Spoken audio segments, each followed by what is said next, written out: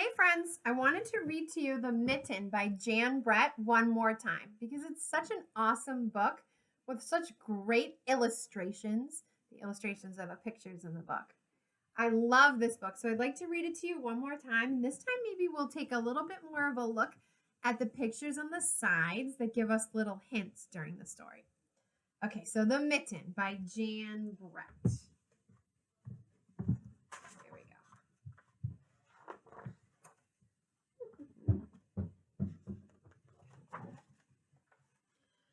Once there was a boy named Nicky who wanted his new mittens made from wool as white as snow. So there's Nicky, and now we can really take a look at the side and we see his grandma, Baba. Right here, she's got this big basket full of different colored yarns right here. And there she is again, getting ready for Nicky to come home. At first, his grandmother, Baba, did not want to knit white mittens. If you drop one in the snow, she warned, you'll never find it. But Nicky wanted snow white mittens, and finally Baba made them. So here Jan Brett's giving us a little peek of outside. It's very snowy outside and cold.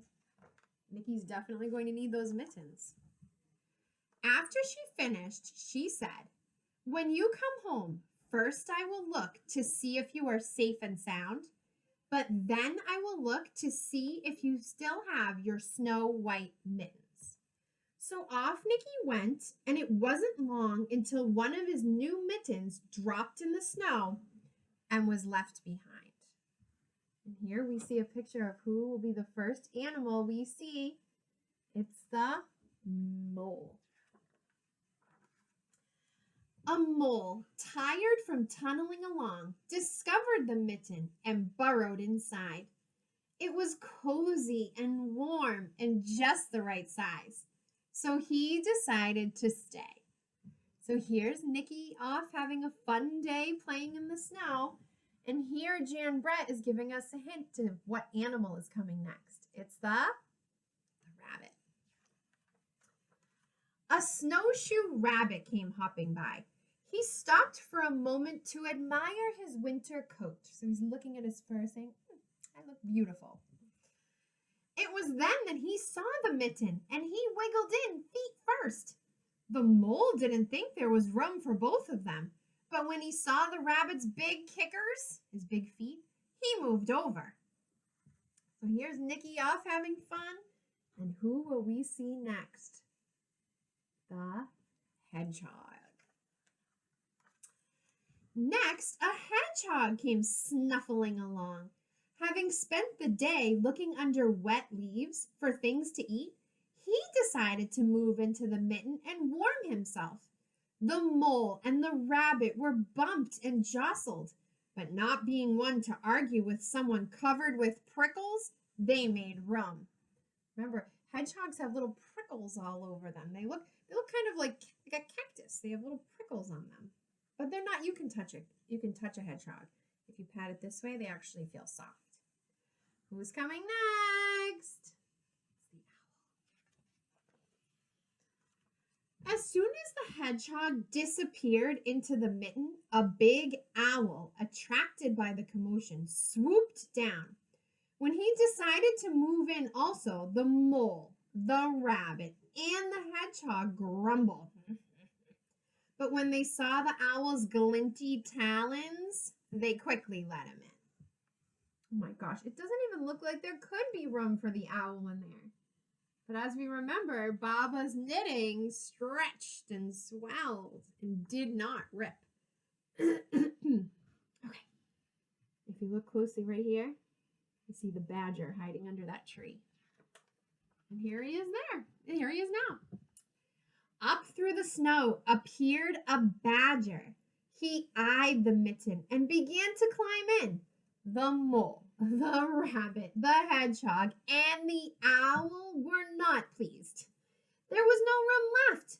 But when they saw his diggers, his little claws, they gave him the thumb. Come on in. I see who's coming next, and I see Nicky's having fun over there. If you look closely here at Nicky, look under. He's standing kind of like on a log, And if you look under there, look, it's the fox.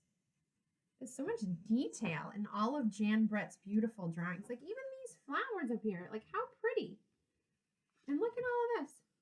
Jan Brett really does a lot of nice work around her pictures. It started snowing, but the animals were snug in the mitten. A waft of warm steam rose in the air, and a fox trotting by stopped to investigate. He stopped to check it out. Just the sight of the cozy mitten made him feel drowsy. So tired. The fox poked his muzzle in when the mole, the rabbit, the hedgehog, the owl, and the badger saw his shiny teeth. They gave the fox lots of room. Now here, look, here's Nicky again, sliding down a little hill. He doesn't even realize there's a bear in a cave underneath him. And we know that bear, we know where he's coming, to the mitten.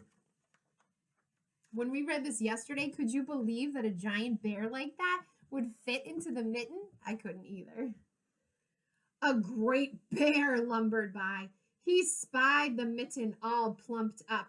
Not being one to be left out in the cold, he began to nose his way in. The animals were packed in as tightly as could be, but what animal would argue with a bear?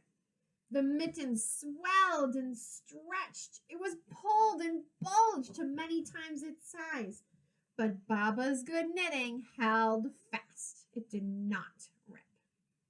And here comes you-know-who, the little mouse. And look right back here. It's Nicky.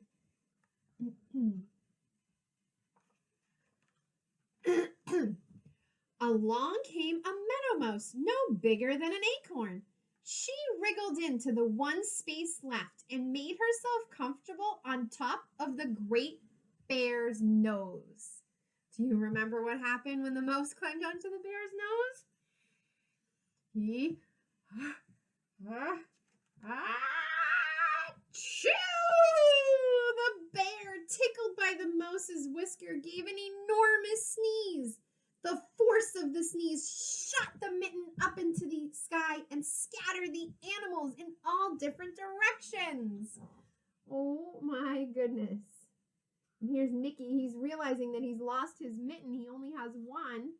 In the meantime, all these animals are going flying through the air. On his way home, Nicky saw a white shape in the distance. It was the lost mitten, silhouetted against the blue sky. And here's all the animals all like, what happened? Thank goodness he can see that white mitten against the blue sky. If it was on the white snow, he may not have seen it. That's what Baba was worried about when she made him mittens that were white. As he ran to catch his snow white mitten, he saw Baba's face in the window. First, she looked to see if he was safe and sound, and then she saw that he still had his white mittens. And I remember this picture at the end right here with Baba and Nicky looking at the two mittens. Do you remember why was one big and one small?